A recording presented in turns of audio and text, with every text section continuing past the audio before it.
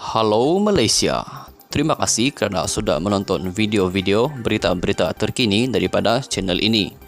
Sebelum kita mulakan berita seterusnya, jangan lupa tekan butang like, komen, share dan subscribe.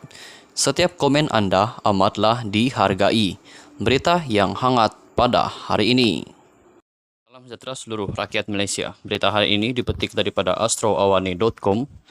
Bertajuk Mahkamah Persekutuan mungkin terus buat keputusan dalam rayuan akhir kes SRC Najib. Berita penuh banyak ketidakpastian dilihat mengenai apa yang bakal berlaku dalam rayuan terakhir Datuk Seri Najib Tun Razak berhubung kes penyelewengan dana SRC International Sendirian Berhad susulan keengganan peguamnya untuk membuat sebarang hujahan bagi membela bekas Perdana Menteri itu. Jumaat lepas, Peguam Utama Najib, Hisham Teh Potiek, memaklumkan panel 5 anggota Mahkamah Persekutuan yang diketuai Ketua Hakim Negara Tun Tengku Maimun Tuan Mat bahawa beliau juga tidak akan mengemukakan hujahan lisan untuk anak guamnya. Hakim Tengku Maimun bagaimanapun berkata mahkamah akan menangani perkara itu pada hari Selasa ini. Mahkamah sebelum ini menetapkan 15 hingga 19 Ogos serta 23 hingga 26 Ogos untuk mendengar rayuan berkenaan. Sehubungan itu, ramai dalam kalangan pengamal undang-undang berpendapat bahawa mahkamah tertinggi itu boleh membuat keputusan serta-merta walaupun tiada hujahan daripada Peguam bela Najib. Peguam Muhammad Hanif Katri Abdullah berkata ini kerana mahkamah boleh membuat keputusan berdasarkan hujahan bertulis yang difailkan sebelum ini oleh pasukan pembelaan Najib di Mahkamah Rayuan tahun lepas.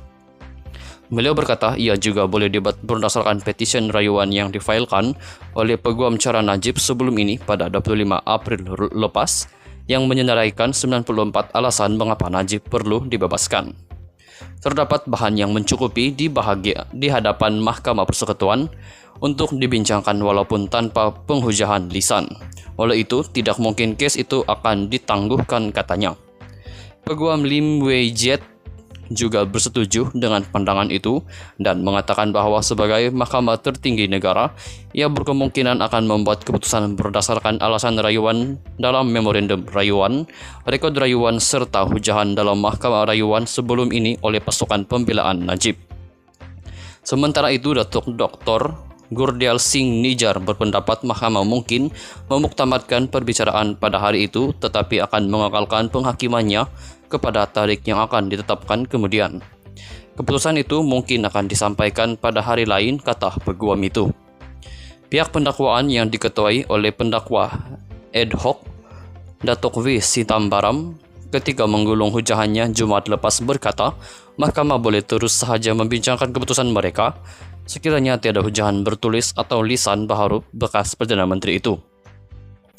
Memetik undang-undang kes, Sitambaram berhujah bahawa terdapat dahuluan bagi mahkamah untuk meneruskan dengan sewajarnya kerana pihak pembelaan telah menyatakan bahawa mereka tidak bercadang untuk memfailkan sebarang hujahan baharu bagi rayuan itu.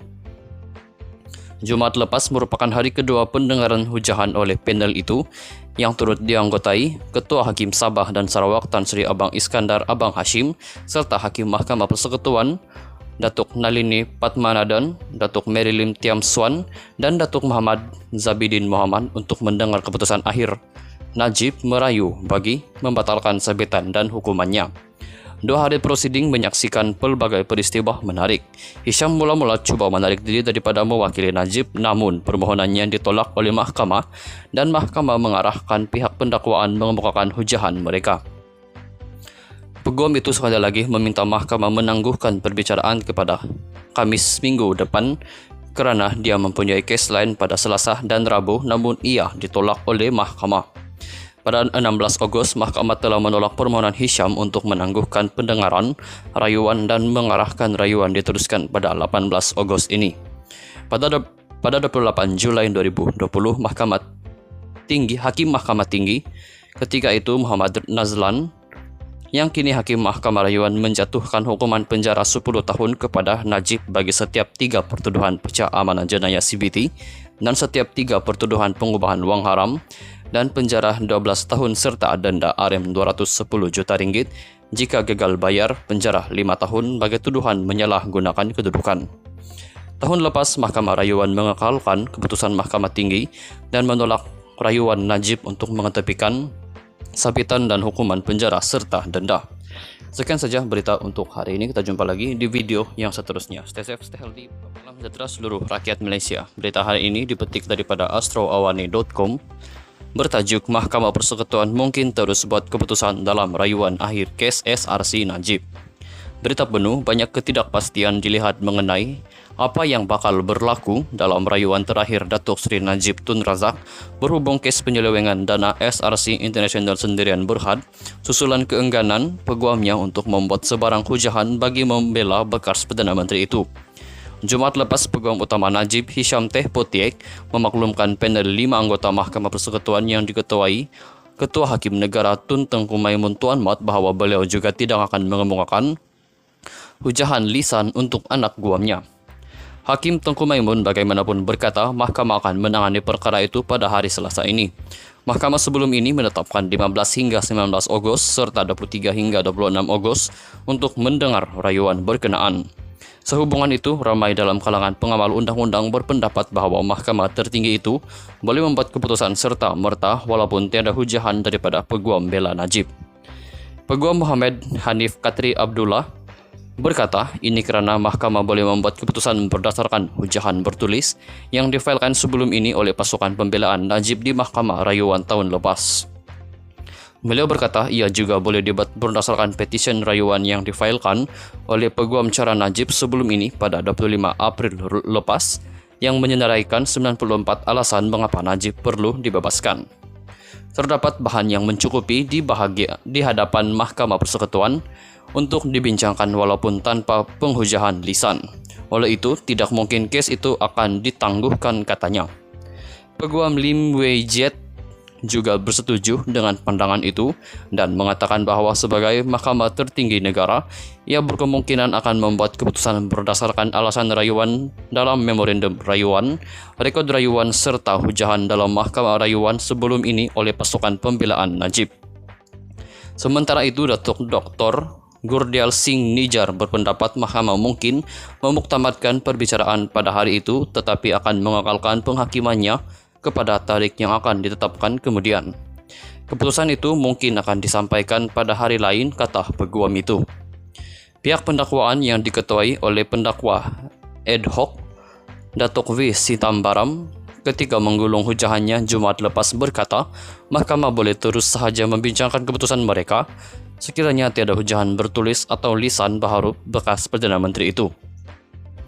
Memetik undang-undang kes, Sitambaram berhujah bahawa terdapat dahuluan bagi mahkamah untuk meneruskan dengan sewajarnya kerana pihak pembelaan telah menyatakan bahawa mereka tidak bercadang untuk memfailkan sebarang hujahan baharu bagi rayuan itu.